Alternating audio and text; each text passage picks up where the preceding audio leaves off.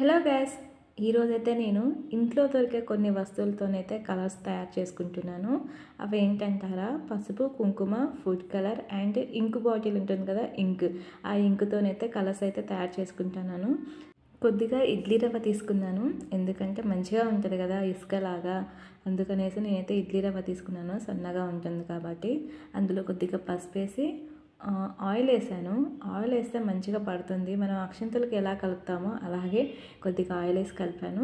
మనకి లైట్గా కావాలంటే కొద్దిగా వేసుకోవాలి, డార్క్గా కావాలంటే కొంచెం ఎక్కువ వేసుకోవాలి. నేను డార్క్ కావాలనేసి అయితే కొంచెం ఎక్కువ వేసేసి కొద్దిగా ఆయిల్ వేసి అయితే కలిపాను. ఒక 2 అవర్స్ తర్వాత చూడాలండి, చాలా అంటే చాలా పర్ఫెక్ట్గా కనిపిస్తున్నాయి. అక్షంతలు ఎంత పచ్చగా ఉంటాయి, ఇది కూడా అలాగే కనిపిస్తుంది.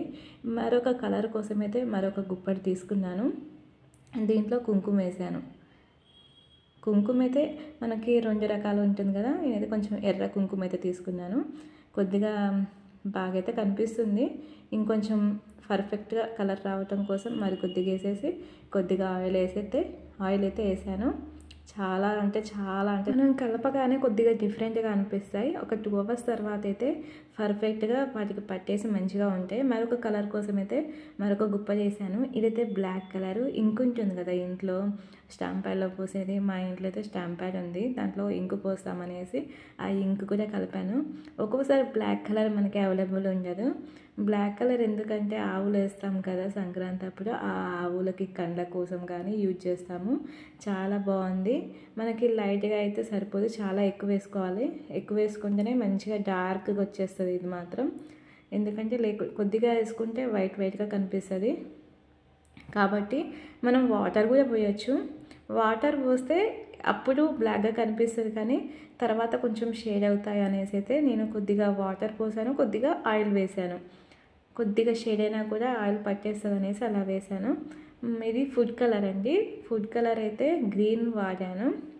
ఇది కూడా అయితే చాలా బాగుంది. ఫస్ట్ కొద్దిగా వేసాను, లైట్ గ్రీన్ కలర్గా చేసుకోవచ్చు. కొంచెం డార్క్గా కావాలంటే కొద్దిగా ఎక్కువ వేసుకుంటే సరిపోతుంది.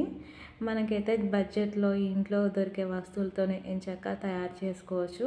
మనం నైట్ తయారు చేసుకున్నాం అనుకోండి, మార్నింగ్ మంచిగా వేసుకోవచ్చు. ఇదైతే ఫుడ్ కలర్ అండి. ఇంట్లో ఎప్పుడో తెచ్చిపెట్టాను, అది ఎక్స్పైర్ అయిపోయింది. నాకైతే ఈ విధంగా యూజ్ అయింది.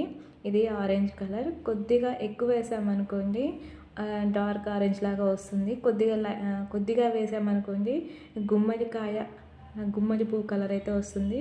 చాలా అంటే చాలా బాగుంది ఇది కూడా, ఈ కలర్ కూడా.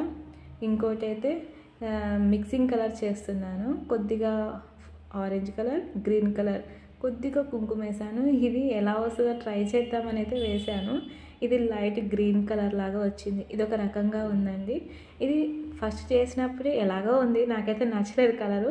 కాసేపు ఆరాక చూసాను, చాలా అంటే చాలా బాగుంది. ఈ విధంగా అయితే నేనైతే కలర్స్ తయారు చేసుకున్నాను. మీకు కూడా నచ్చినట్లయితే మీరు కూడా ట్రై చేయండి.